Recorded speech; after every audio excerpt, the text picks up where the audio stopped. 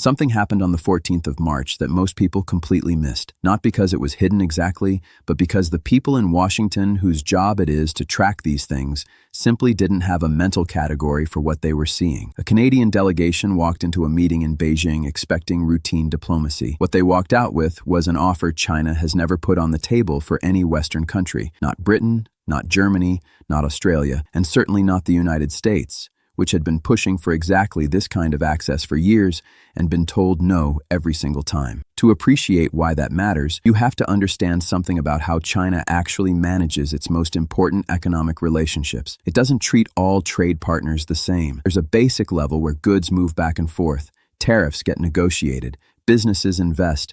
Nothing particularly special about that arrangement. Most countries have it. Then there's a more elevated tier involving technology cooperation, infrastructure investment, and coordinated policy alignment. Only a relatively small number of countries sit inside that relationship. And then above that, there's something China has historically kept almost entirely off the table with Western nations: preferential access to its critical mineral processing infrastructure, the pipelines and facilities and industrial knowledge that China spent 2 full decades and hundreds of billions of dollars building into something nobody else on the planet can match. The numbers here are genuinely staggering.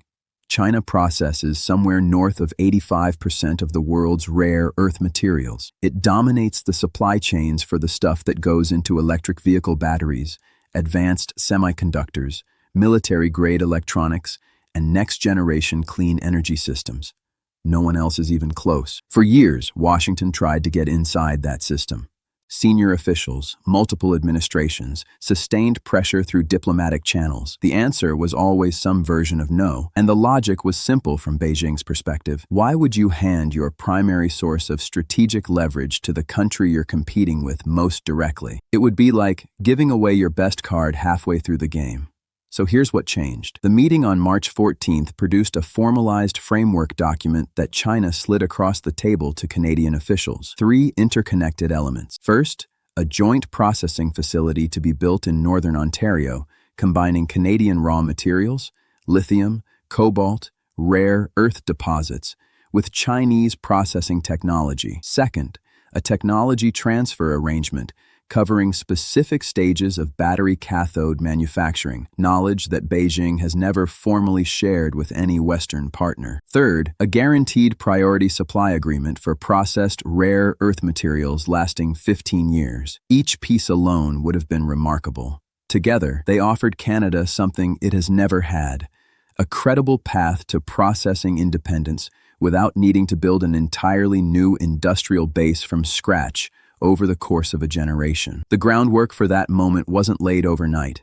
It started back in January when Mark Carney made the first visit by a Canadian Prime Minister to Beijing in nearly a decade. Most coverage treated it as a diplomatic reset, a goodwill gesture signaling that Canada wanted to diversify its trade relationships. That reading wasn't wrong, but it was incomplete. Behind the state banquet and the carefully managed photo opportunities, a separate set of conversations was happening in rooms with no cameras. Canadian officials were sitting down with representatives from China's Ministry of Commerce, the National Development and Reform Commission, and executives from 3 state-owned enterprises directly involved in rare earth processing. Both sides were testing something simple.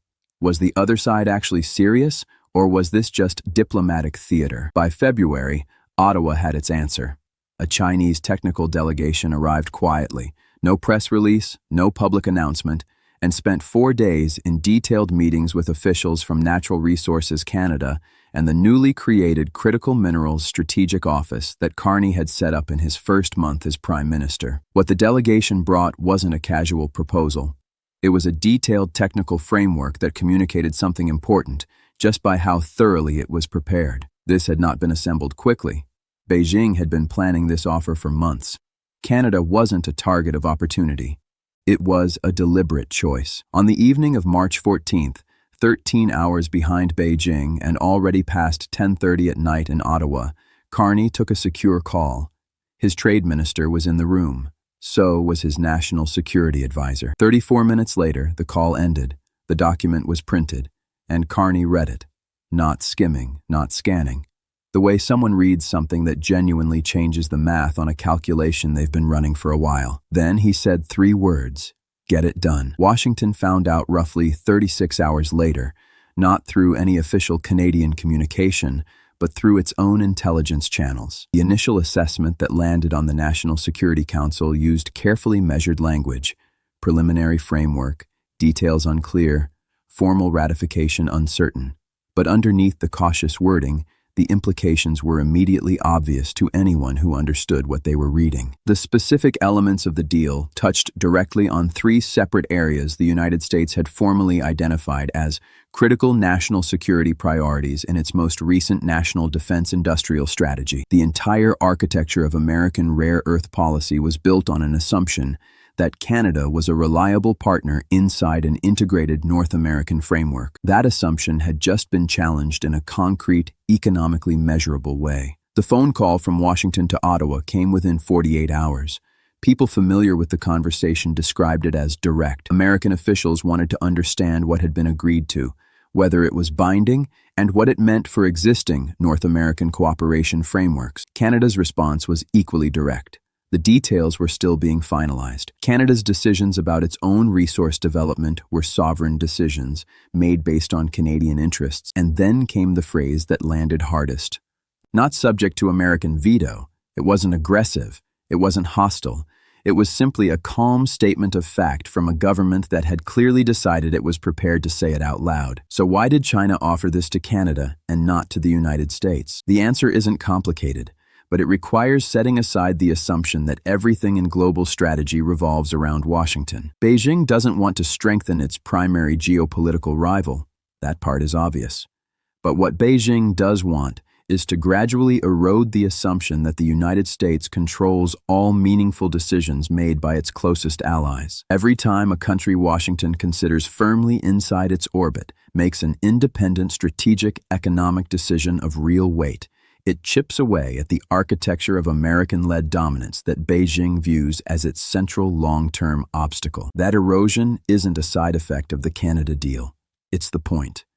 And Canada was chosen deliberately, not randomly. Canada sits on some of the world's largest untapped reserves of the exact materials the clean energy and defense industries most need. For years, American policy effectively treated those reserves as part of the North American industrial base, available for extraction and processing within a framework that Washington designed and Ottawa largely followed.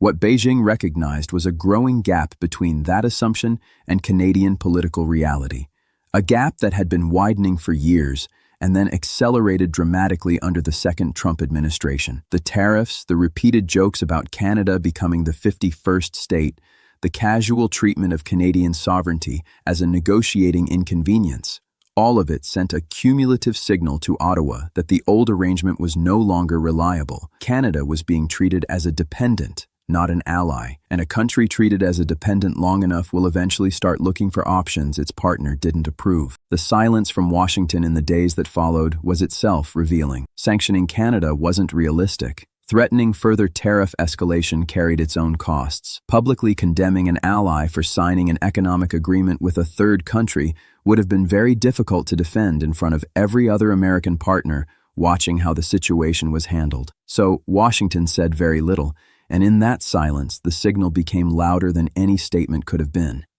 The United States had no immediate counter, and that absence of a counter is its own kind of power shift. On the morning of March 14th, while the Canadian delegation was walking into the Great Hall of the People, Donald Trump was holding a press conference about tariffs. By the time that press conference wrapped up, the most significant economic decision Canada had made in a generation was already moving forward in a room he didn't know existed.